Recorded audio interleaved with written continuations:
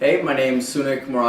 I am a econ student at UCLA. I'm from LA, and my starting LSAT score was a 160 on my first diagnostic, and my actual LSAT score ended up being a 170. In preparation for the LSAT, I only used the LSAT Engine. I did do more than what was the weekly recommended because there's a lot more resources than what's suggested for the weekly, but all my questions and resources were from LSAT Engine. When I first took the diagnostic, my first interaction with the LSAT was that it was so intuition based, and I felt like, how do you improve on this? It's something you either have or you don't. Especially when my diagnostic was initially a little bit higher, I thought that that was right around where I was going to be.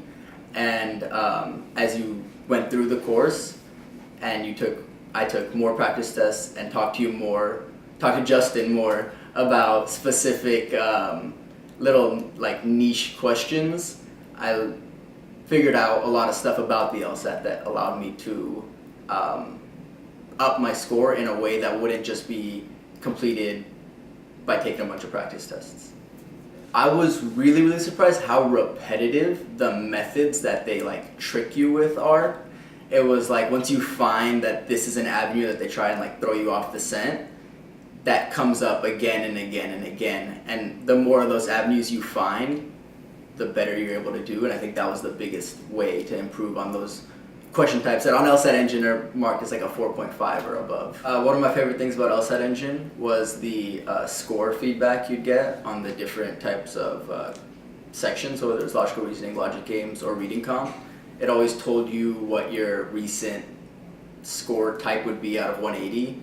So whenever I was getting closer to 180, it was like, great, I want to keep that there. And if I slipped up and the score was lower, it gave me incentive to do another one because I didn't like seeing that lower score.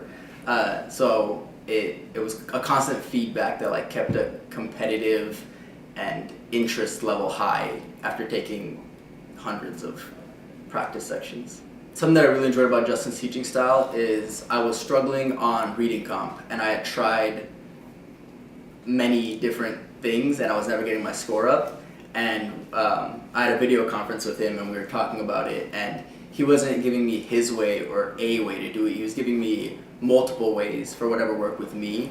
It wasn't, this is the way to do it. It was, you can do this, you can do this, you can do this. And it was all those separate methods that were combined together that helped me improve. Justin has a lot of experience with the LSAT, so he frequently knew what I was doing wrong before even like talking to me.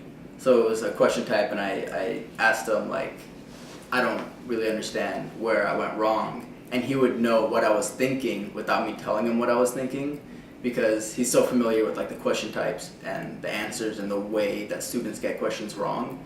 He knew why I got the answer wrong without me telling him, and without me even knowing. And once he told me, oh, this is what you thought, most likely, I was like, oh yeah, that is what I thought. And sometimes it's hard to really dive into your own thinking and fully understand what you were thinking when you came up with an answer. And having him able to sometimes illuminate that for me was really helpful.